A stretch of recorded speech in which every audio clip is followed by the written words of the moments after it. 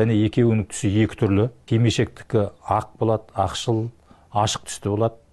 Ол өрнектеледі, кестеленеді, кәдімгі киімдік деңгейге жеткен, әсемделген, сондай айшықты бас киім болып есептеледі.